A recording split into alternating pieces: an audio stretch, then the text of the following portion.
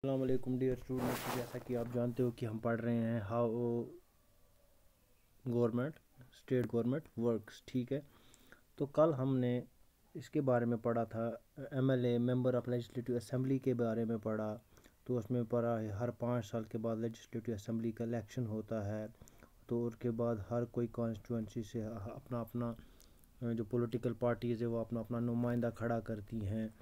तो उसके बाद लोग वोट डाल के अपने चहेते नुमाइंदे को मेंबर ऑफ लेजिस्लेटिव असेंबली बना देते हैं। जो ये मेंबर ऑफ लेजिस्लेटिव असेंबली है ये रिप्रेजेंटेटिव होता है, इसको इलेक्ट करते हैं वोटर्स ऑन इलेक्टोरल डिस्ट्रिक्ट। जिस डिस्ट्रिक्ट में या जिस कॉन्स्टिट्यूंसी में वोटिंग होगी तो वहीं से इसको इलेक्ट किया जाता है। तो आज जो हमारा टॉपिक है वो है how is government formed in state. कहते हैं स्टेट में गवर्नमेंट कैसे बनती है। How is government formed in state. जो स्टेट है, जो रियासत है, हमारी रियासत, हम अपनी स्टेट का एग्जांपल देंगे कि स्टेट में गवर्नमेंट कैसे बनती है।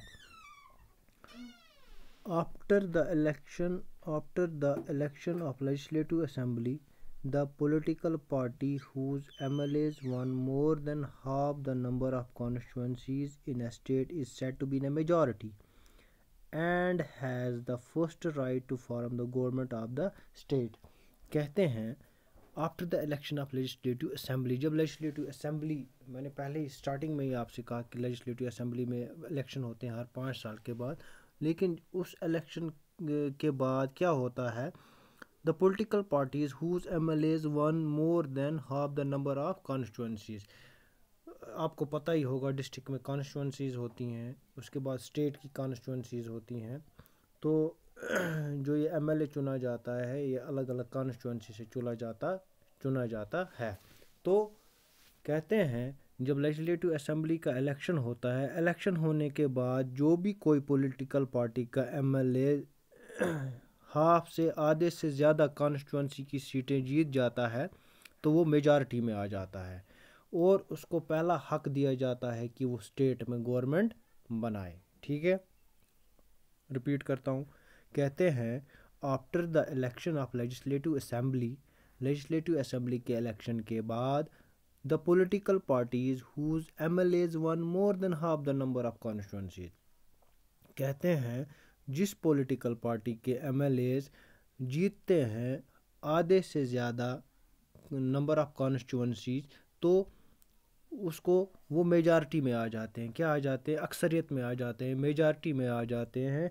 और and has the first right, और उनको पहला हक दिया जाता है कि वो स्टेट में गवर्नमेंट बनाएं। ठीक है, तो ऐसे स्टेट में गवर्नमेंट बनती है। उसके बाद आता है दूसरा कोएलिशन गवर्नमेंट। ठीक है, coalition government when no single party have a clear majority, different parties में join together to form a coalition government. ठीक है, तो ऊपर जो मैंने आपको बोला कि जब कोई एमएलए, किसी पॉलिटिकल पार्टी के एमएलए एक से ज़्यादा, आधे से ज़्यादा ये कॉन्स्टिट्यूंसीज की सीटें जीत जाते हैं तो उनको पहला हक दिया जाता है कि वो वहाँ पे गवर्नमेंट बनाएं, स्टेट में गवर्नमेंट बनाएं। लेकिन उसके बाद आती है दूसरी कोएलिशन गवर्नमेंट। कोएलिशन गवर्नमेंट में क्या होता है, इसमें एक से ज़्यादा पार्टीज मिल के गवर्नमेंट बनाती हैं। लेकिन क्यों बनाती है कोएलिशन गवर्नमेंट, क्यों बनती है?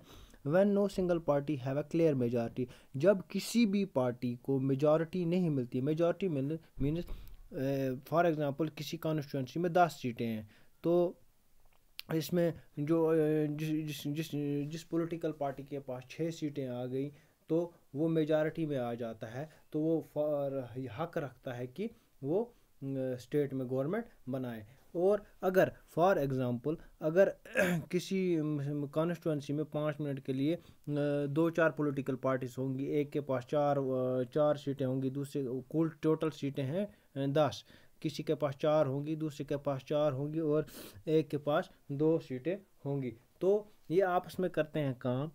ये 2-3 पार्टियां मिलके एक कोएलिशन गवर्नमेंट बनाते हैं। क्या 2-4 पार्टियां मिलके कोएलिशन। लेकिन ये कब होता है? जब एक सिंगल पार्टी को मेजॉरिटी नहीं मिलती है, तो उस केस में 2-3 पार्टियां मैनी डिफरेंट पार्टीज़, अलग अलग पार्टियाँ जॉइन टुगेदर एक दूसरे के साथ मिलके एक कोalition गवर्नमेंट बनाते हैं।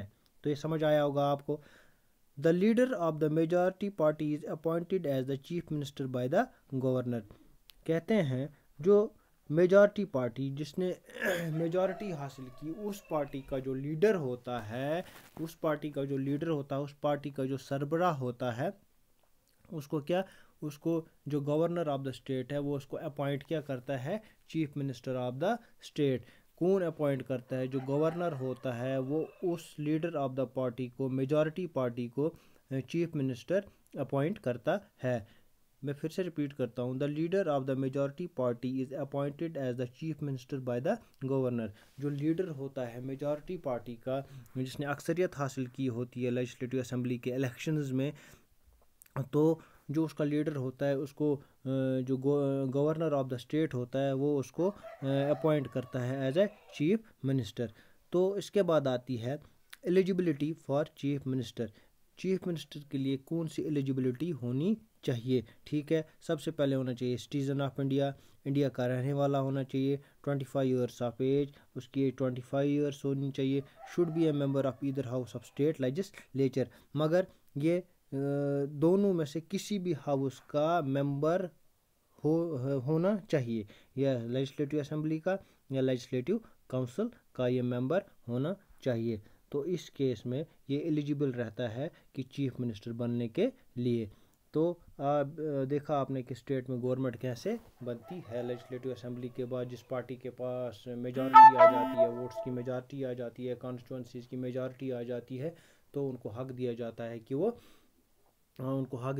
कि वो स्टेट में गवर्नमेंट बनाए। या अगर किसी सिंगल पार्टी को मेजॉरिटी नहीं मिलती है तो 2-3 पार्टियां मिलके क्या काम करती हैं, कोalition गवर्नमेंट बनाती हैं। और जो leader of the majority party होता है उसको गवर्नर अपॉइंट करता है चीफ मिनिस्टर। चीफ मिनिस्टर के होने के लिए क्या क्या एलिजिबिलिटी चाहिए? सिटीजन ऑफ इंडिया होना चाहिए, 25 ईयर्स ऑफ एज होना चाहिए, should be A member of either house of the state legislature.